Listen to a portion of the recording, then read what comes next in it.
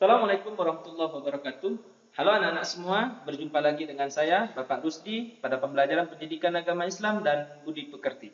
Semoga kita dapat melakukan segala kegiatan dan aktivitas kita ini, sehingga setiap pelajaran dan ilmu yang kita dapatkan, ilmu yang kita pelajari, dapat bermanfaat untuk kita dan orang yang ada di sekitar kita. Baiklah anak-anak, pada saat ini kita akan membahas materi pada bab pertama atau bab 1 dengan tema semangat beribadah dengan meyakini hari akhir. Semangat beribadah dengan meyakini hari akhir ini ada pada pelajaran pendidikan agama Islam dan budi pekerti pada KD 3.4, yakni menganalisis dan mengevaluasi makna iman kepada hari akhir. Namun sebelum kita membahas materi ini dengan lebih lanjut, mari kita berdoa bersama dengan membaca basmalah. Bismillahirrahmanirrahim. Raditu billahi rabba wa bil islami dina wa bi muhammadin nabiyya wa rasula. Rabbi zidni ilman warzuqni fahman. Oke, mari kita simak dan pelajari bersama materi tentang makna iman kepada hari akhir. Apa itu hari akhir? Apa itu beriman kepada hari akhir? Iman kepada hari akhir adalah meyakini bahwa seluruh alam, termasuk dunia dan seisinya, akan mengalami kehancuran. Hari akhir ditandai dengan ditiupkannya trompet malaikat. Dijelaskan bahwa pada hari itu daratan, lautan, benda-benda di langit porak-poranda, gunung-gunung meletus dan hancur atau berhamburan. Lautan meluap dan menumpahkan seluruh isinya, benda-benda yang ada di langit bergerak tanpa kendali, bintang, planet, dan bulan saling bertabrakan. Allah Subhanahu wa Ta'ala menyebutkan di dalam Al-Quran tentang hari kiamat tersebut. A'udzu billahi minasyaitonir rajim. Wa anna as-sa'ata atiyatun la raiba fiha wa anna Allaha yab'atsu man fil kubur. Wa anna as-sa'ata, dan sungguh hari kiamat itu atiyatun, pasti akan datang, la raiba fiha, tidak ada keraguan akan datangnya hari kiamat tersebut. Wa anna Allah, dan sesungguhnya Allah yab'atsu, akan membangkitkan man fil kubur, orang-orang yang ada di dalam kubur. Quran surah Al-Hajj ayat 7. Kemudian berikutnya, kiamat itu bermacam-macam. Setidaknya para ulama mengelompokkan kiamat menjadi dua macam. Yang pertama kiamat suro, yang kedua kiamat kubro. Apa itu kiamat suro? Kiamat suro adalah kiamat kecil, yaitu terjadinya kematian yang menimpa sebagian umat manusia. Misalnya seseorang mengalami kematian karena sakit, karena kecelakaan, musibah tsunami, banjir, tanah longsor, dan sebagainya. Kemudian yang kedua, kiamat kubro. Kiamat kubro adalah kiamat besar, yakni terjadinya kematian dan kehancuran yang menimpa seluruh alam semesta. Dunia porak-poranda, rusak dan hancur, kehidupan manusia akan berganti dengan alam yang baru, yakni alam akhirat. Kiamat kubro ini dialami oleh seluruh makhluk hidup di jagat raya tanpa terkecuali. Kiamat kubro ini juga disebutkan di dalam Al-Quran oleh Allah Subhanahu wa Ta'ala dalam surah Al-Qari'ah ayat 4-5. A'udzu billahi minasyaitonir rajim. Bismillahirrahmanirrahim. Yauma yakunun nasu kal farashil mabthus wa takunul jibalu kal ihnil manfush. Yauma, pada hari itu, pada hari kiamat, yakunun nasu, manusia itu ada, kal farashil mabthus, seperti laron yang berterbangan. Wa takunul jibalu, dan pada hari kiamat tersebut juga gunung-gunung itu ada, kal ihnil manfush, seperti bulu yang dihambur-hamburkan. Jelas bahwa hari kiamat itu sangat dahsyat, luar biasa dahsyatnya, karena semuanya manusia, termasuk manusia, seperti laron yang berterbangan, dan gunung-gunung pun seperti bulu yang dihambur-hamburkan, saking dahsyatnya hari kiamat nanti. Setelah peristiwa kiamat yang maha dahsyat itu, semua manusia akan mati, mengalami proses kehidupan di alam akhirat sebagai berikut. Yang pertama, setelah hari kiamat, dia akan masuk ke alam barzah, yaumul barzah. Apa itu yaumul barzah? Yaumul barzah itu dikenal dengan alam kubur, yang merupakan pintu gerbang menuju akhirat atau batas antara alam dunia dan alam akhirat. Di alam kubur, manusia akan bertemu, ditanyai, dan diperiksa oleh malaikat Munkar dan Nakir tentang segala amal perbuatannya ketika menjalani kehidupan di dunia. Kemudian yang kedua, setelah dari alam barzakh, dia akan masuk pada yaumul ba'ats. Apa itu yaumul ba'ats? Yaumul ba'ats adalah hari kebangkitannya manusia dari alam kubur untuk diarahkan menuju ke padang mahsyar. Kebangkitan manusia ini disebut dengan yaumul ba'ats yang akan terjadi setelah ditiupkannya sangkakala yang kedua oleh malaikat Israfil.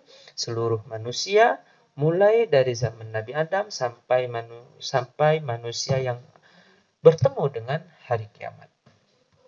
Selanjutnya, setelah dari alam barzakh dan yaumul ba'ats, dia akan masuk kepada yaumul hasyar atau yaumul mahsyar. Apa itu yaumul hasyar atau yaumul mahsyar? Yaitu hari dikumpulkannya seluruh manusia yang telah dibangkitkan dari kuburnya di sebuah padang yang sangat luas bernama padang mahsyar. Di padang mahsyar ini keadaan manusia sangat susah. Tidak ada yang dapat menolong kecuali hanya pertolongan yang datangnya dari Allah Subhanahu wa taala bagi orang-orang yang dikehendaki oleh Allah. Pada yaumul mahsyar ini manusia menerima catatan amalnya selama hidup di dunia, baik itu amal yang buruk maupun amal yang baik. Kemudian setelah ada di yaumul hasyar, manusia itu akan bertemu dengan yang namanya yaumul mizan atau yaumul hisab. Apa itu yaumul mizan dan yaumul hisab? Mizan artinya timbangan, sedangkan hisab artinya perhitungan. Dan istilah ini, yaitu yaumul mizan dan yaumul hisab ini memiliki makna yang hampir sama maknanya. Allah Subhanahu wa taala berfirman di dalam Al-Qur'an surah Al-Zalzalah ayat 7 sampai dan 8. Bismillahirrahmanirrahim. Faman ya'mal mithqala dzarratin khairan yarah wa man ya'mal mithqala dzarratin syarran yarah. Faman ya'mal, barang siapa yang mengerjakan mithqalah dzarratin khairan yarah, sebuah kebaikan sebesar biji zarrah atau atom, yarah, niscaya dia akan melihat balasannya. Wa may ya'mal mithqala dzarratin syarran yarah, dan barang siapa yang mengerjakan keburukan meskipun sebesar biji zarrah atau atom, yarah, dia akan juga mendapatkan balasan atas keburukan dan kejelekan itu tersebut. Setelah itu, setelah mereka masuk pada yaumul mizan dan yaumul hisab, sudah melalui fase yaumul mizan dan yaumul hisab, setelah dia mengalami semua pertanggungjawaban selama dia berada di dunia, dia akan masuk ke dalam surga dan neraka. Allah memiliki sifat yang maha adil, karena seluruh perbuatan manusia akan diadili. Seluruh amal baik dan amal buruk manusia akan mendapatkan balasannya. Tidak ada satu perbuatan pun yang luput dari keadilan Allah. Sebaliknya, orang yang selalu berbuat kejahatan tentunya akan mendapati timbangan amal buruknya yang sangat berat. Banyak sekali ayat Al-Quran yang menyatakan betapa susahnya seseorang yang ketika di dunia selalu berbuat jahat, mereka kelak di akhirat akan mendapatkan siksaan yang amat berat di neraka sebagai balasan atas perbuatan jahatnya. Ingat bahwa surga adalah sebagai balasan amal baik. Sesungguhnya apa dalam Al-Quran oleh Allah Subhanahu wa taala disebutkan yang artinya sesungguhnya penghuni surga pada hari itu bersenang-senang dalam kesibukan mereka. Mereka dan pasangan-pasangannya berada dalam tempat yang teduh, bersandar di atas dipan-dipan. Di surga itu mereka memperoleh buah-buahan dan memperoleh apa saja yang mereka inginkan. Kepada mereka dikatakan salamun alaikum min rabbir rahim. Quran surah Yasin ayat 55 sampai 58. Kemudian setelah itu ada juga neraka. Neraka ini kalau tadi surga sebagai balasan untuk orang yang berbuat baik, untuk amal baik, ada juga neraka sebagai balasan bagi orang yang berbuat buruk atau amal jelek. Setiap perbuatan buruk manusia juga akan menerima balasannya. perbuatan buruk sekecil apapun akan menerima balasannya, yakni neraka yang di dalamnya ada api yang sangat panas. Allah Subhanahu wa taala berfirman di dalam Al-Qur'an, Bismillahirrahmanirrahim, "Laisa lahum ta'amun illa min dhari', la yusmin wa la yughni min ju'." Laisa, tidak ada, lahum ta'amun illa min dhari', makanan bagi mereka selain dari pohon yang berduri.